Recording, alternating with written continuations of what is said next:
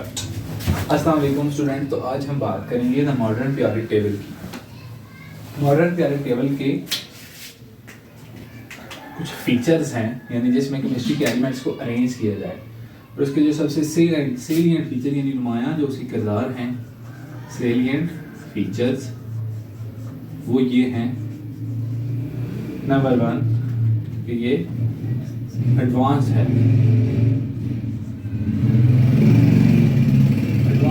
दूसरी बात, इसके अंदर 118 एलिमेंट्स अरेंज हैं। उसके बाद इसमें 4 ब्लॉक्स में एलिमेंट अरेंज किए जाते हैं। पहला ब्लॉक S, फिर B, फिर D और फिर F। उसके बाद इसके अंदर 8 ग्रुप्स हैं। 8 उनमें नॉर्मल एलिमेंट्स के हैं,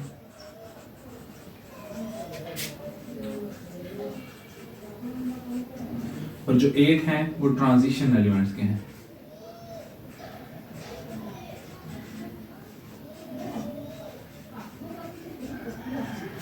उसके बाद इसके अंदर 7 पीरियड्स हैं।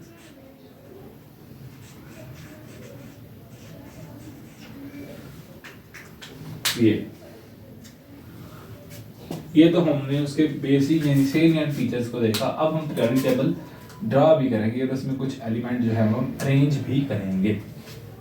तो हम इसमें अभी ट्रांजिशन एलिमेंट्स को डील नहीं करेंगे क्योंकि वो आपकी लेवल पर नहीं बढ़ाए जाते। हम सिर्फ नॉर्मल एलिमेंट्स को ही डील करेंगे, यानी उनके 8 ग्रुप और 7 पीरियड्स को डील करेंगे। तो बनाते हैं periodic table.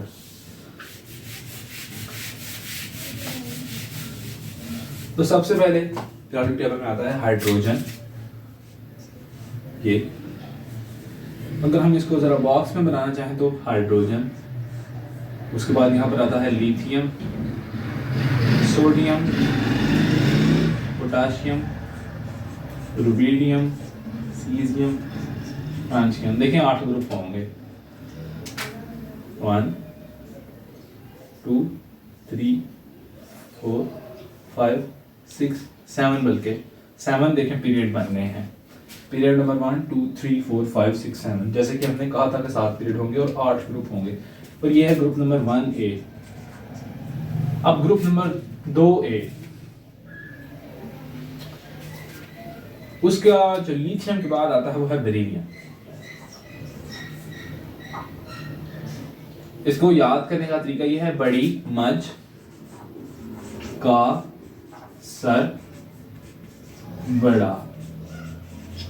Beryllium, magnesium, calcium, strontium, barium, radium. अब बोरॉन, बेरिलियम के बाद आता है बोरॉन। इसको याद करने का तरीका यह है, बाल गणेश इन थाईलैंड, TH, बाल गणेश इन थाईलैंड। आगे है लिथियम, बेरिलियम, बोरॉन, कार्बन, ससी गई Sindh Punjab. Carbon, selenium, germanium, lead, antimony. Carbon के बाद आता है लिथियम, बेरिलियम, बोरॉन, कार्बन। आगे आता है नाइट्रोजन। नो प्रॉब्लम, अवैस, साब, बिस्मिल्लाह। नाइट्रोजन, फास्फोरस, आर्सेनिक, ये है सिप्टियम और bismuth. Lithium, beryllium, boron, carbon, nitrogen. आगे है ऑक्सीजन, OCC2। यहां पर Si है, सिलिकॉन है ये। Oxygen, sulphur, selenium, tellurium, polonium. फिर ऑक्सीजन के बाद था fluorine, fluorine, chlorine, bromine, iodine, astatine. और फिर आगे नोबल गैसेज आ जाती है, जैसे कि neon, helium, neon, argon, krypton, xenon, radon. अब देखें ये ग्रुप नंबर 1A है, ये ग्रुप नंबर 2A है, ये ग्रुप नंबर 3A है, ये ग्रुप नंबर 4A है, ये ग्रुप नंबर 5A है, ये ग्रुप नंबर 6A है, ये ग्रुप नंबर 7A है, फिर ये ग्रुप नंबर 8A है। जैसे मैंने कहा था पीरियोडिक टेबल में 8 ग्रुप होते हैं और 7 पीरियड होते हैं, तो ये हमने सारे देख लिए। अब हम इनको ऐसे भी लाइन में भी डिफरेंशिएट कर सकते हैं।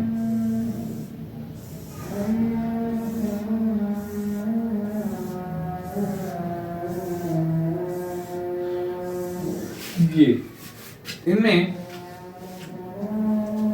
जो हैं ग्रुप नंबर 1A और 2A के वो हैं S block, S block, P block और D ब्लॉक एलिमेंट्स होते हैं और F ब्लॉक भी होते हैं। अब हम इनकी बात करते हैं। ग्रुप हमने देख लिए कैसे हैं और पीरियड भी देख लिए कैसे हैं और ये एलिमेंट्स भी हमने समझ लिए। ये बस रट्टा लगाना है आपने सारा। मैंने इनके नुमानिस याद रखने के लिए तरीके बताए हैं, जैसे हाली ने की रब से फरियाद, बड़ी मच का असर बड़ा, बाल गणेश इन थाईलैंड, ससी गई सिंध पंजाब, नो प्रॉब्लम वैसा बिस्मिल्लाह, OCC-D2, fluorine chlorine bromine iodine astatine और ये helium neon argon krypton xenon radon ही वैसे याद करना है। तो अब हम आगे स्टार्ट करते हैं ब्लॉक्स में क्लासिफिकेशन। क्लासिफिकेशन इन ब्लॉक्स।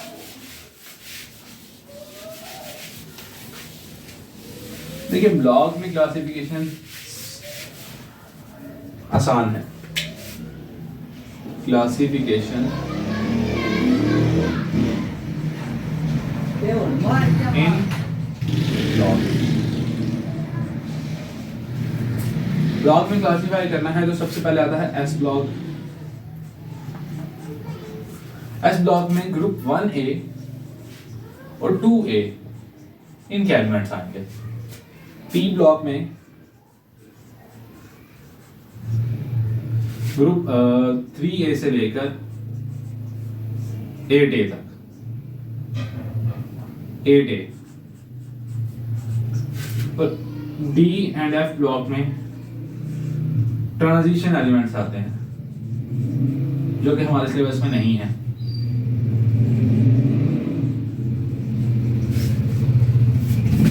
ये हमने ब्लॉक क्लासिफिकेशन पढ़ी है, क्लासिफिकेशन इन ब्लॉक्स।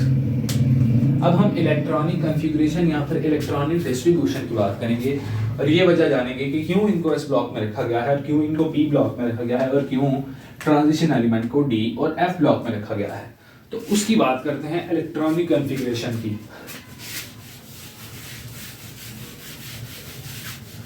देखिए इलेक्ट्रॉनिक कॉन्फ़िगरेशन से पहले हमने एक एटम के शेल का कंसेप्ट समझना है। एटम के अंदर मैंने दो चीजें बताई थी कि न्यूक्लियस होता है, ये रहा न्यूक्लियस, और इसके गिर्द शेल होते हैं जिसमें इलेक्ट्रॉन घूम रहे होते हैं। जैसे ये एक न्यूक्लियस है और ये इसका शेल है और इसमें ये इलेक्ट्रॉन है, ये इलेक्ट्रॉन ये घूम रहा है, ये रिवॉल्व करता है अराउंड द न्यूक्लियस, न्यूक्लियस के गिर्द। न्यूक्लियस इसको अपनी तरफ खींच के रखता है क्योंकि न्यूक्लियस के ऊपर पॉजिटिव चार्ज है और इलेक्ट्रॉन के ऊपर नेगेटिव चार्ज है। हमने पढ़ा है opposite charges attract each other. इस वजह से न्यूक्लियस इसको अपनी तरफ फोर्स लगा कर रखता है। इस फोर्स का नाम है electrostatic force.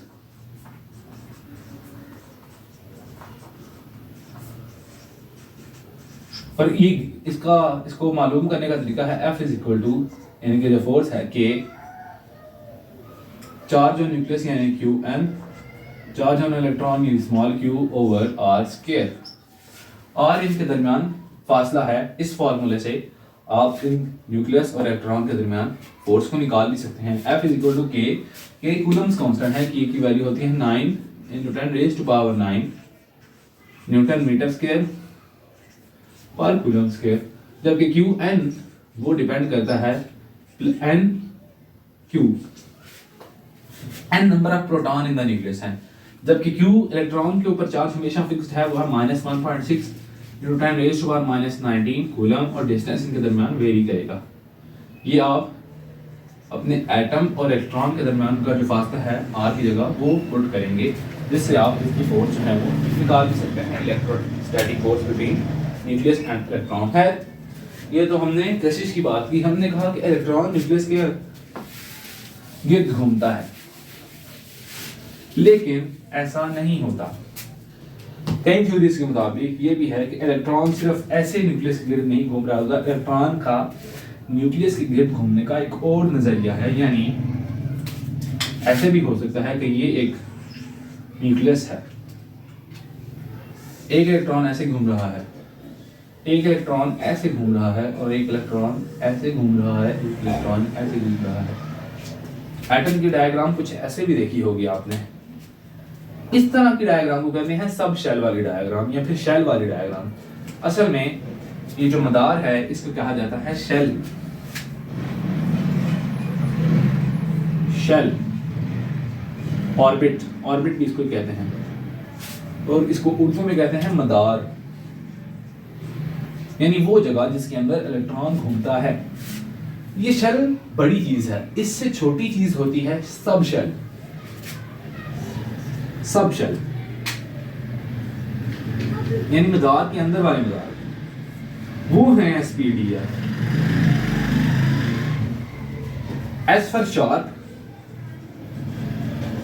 P for principal, D for diffused, और एफ फॉर फंडामेंटल।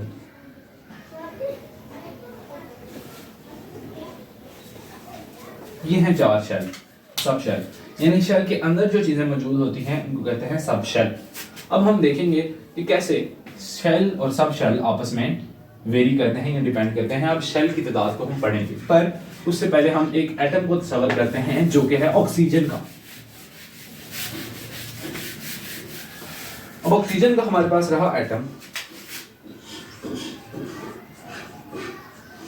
अब इसका एटॉमिक नंबर यानी इसके अंदर कितने प्रोटॉन हैं वो है 16। तो ये बात मैंने लास्ट लेक्चर में बताई थी कि number of proton number of electron के हमेशा इक्वल होते हैं अगर एटम न्यूट्रल हो, यानी 16 इसके अंदर प्रोटॉन है और 16 ही इलेक्ट्रॉन है। तो आइए इनको अरेंज करते हैं। मगर शेल की जो आगे टाइप्स हैं वो है के, एल, एम और एन। इसका नंबर है 1, इसका नंबर है 2, इसका नंबर है 3 और इसका नंबर है 4। सबसे जो न्यूक्लियस के करीब 3 शेल होता है वो होता है के, फिर उसके बाद आता है एन, उससे दूर एम और उससे दूर एन। यानी यहाँ पर अगर आप एक न्यूक्लियस बना रहे हैं जिसको मैं एन से डिपिक्ट करता हूँ तो देखिए के सबसे करीब है, एल उससे दूर है, एम उससे भी दूर है और एन उससे भी दूर है। अब देखें नंबर ऑफ इलेक्ट्रॉन्स फाइंड करने का कि एक शेल की कितनी सख्त है कि वो कितने इलेक्ट्रॉन एक अपने अंदर रख सकता है, उसका जो फॉर्मूला होता है वो है 2n²। n जो उसका नंबर हमने दिया है के एल एम एन, के का नंबर है 1, तो इधर 1 का स्क्वायर लेके पुट करें। 1 का स्क्वायर में 1 नहीं आएगा, यानी 2 × 1 यानी के अंदर इलेक्ट्रॉन आ सकते हैं 2। के अंदर मैक्सिमम इलेक्ट्रॉन है 2। एल को अगर फाइंड करना है तो 2n2 वाला फार्मूला लगाएं तो एल की वैल्यू है 2। अब 2 का आप स्क्वायर लेंगे तो वो आ जाएगा 4, यानी 2 × 4 यानी इधर जवाब आएगा 8। यानी ये अपने अंदर 8 इलेक्ट्रॉन रख सकता है। इसी तरह ये 16 रखेगा अगर आप इसको फाइंड करेंगे, और ये n वाला 32। ये इनकी सकत है अपने अंदर इलेक्ट्रॉन रखने की। यानी कि कोई भी एटम अगर उसके पास 2 इलेक्ट्रॉन हैं तो वो के शेल में ही रहेगा, अगर उसके पास 2 से ज्यादा हैं तो फिर वो एल शेल में चला जाएगा। यानी अगर आपके पास एक एटम है जिसके पास 3 इलेक्ट्रॉन है तो पहले 2 इलेक्ट्रॉन के शेल में आएंगे और आखिरी वाला 1 इलेक्ट्रॉन एल शेल में जाएगा। फर्ज करें अगर एक ऐसा एटम है जिसके पास 12 इलेक्ट्रॉन है तो पहले 2 आ गए इधर, अगले 10, अगले 8 आए इधर, यानी 10 हो गए, और उस ऊपर वाले 2 एम शेल में चले जाएंगे। इस तरह इलेक्ट्रॉन्स को डिवाइड करते हैं। पर बात यहां पर ही खत्म नहीं हो जाती। शेल्स के अंदर मैंने बताया था सब शेल्स होते हैं जिनकी अपनी एक कैपेसिटी होती है। तो देखते हैं वो क्या है। सब शेल थे SPDF, SPDF।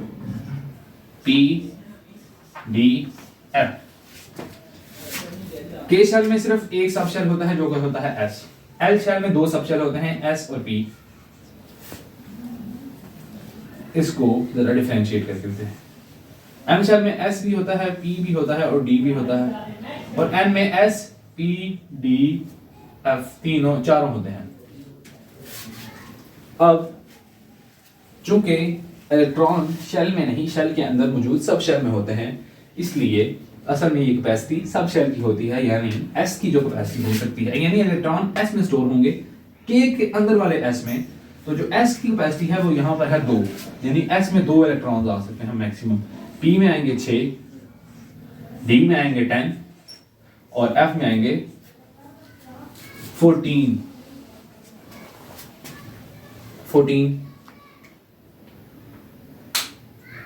एस में 2, पी में 6, डी में 10 और एफ में 14। हाँ बिल्कुल 14 ही आएंगे, 14 सही।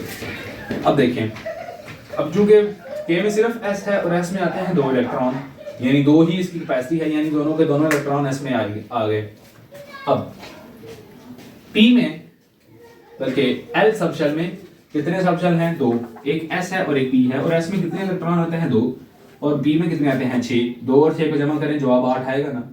यानी एल के अंदर 2 सब शेल हैं, एक है एस और एक है पी। एस के अंदर हमने पढ़ा था 2 इलेक्ट्रॉन आते हैं, यानी 2, और ये इसमें आते हैं 6, तो जवाब आया ना 8।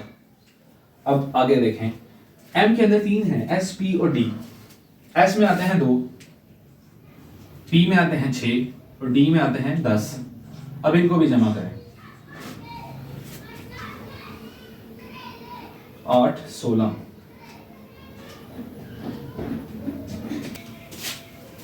यहां पर एक फार्मूले की इंटरप्शन में मिस्टेक हो गई थी। यहां पर 16 नहीं 18 इलेक्ट्रॉन है, क्योंकि फार्मूला है 2n2, यानी n का नंबर है 3, तो पुट करें इसको, 3 का स्क्वायर नहीं आ जाएगा 9, 2 9 बार 18, यानी यहाँ पर 18 आता है, और इनको सम करें तो फिर भी जवाब आएगा 18।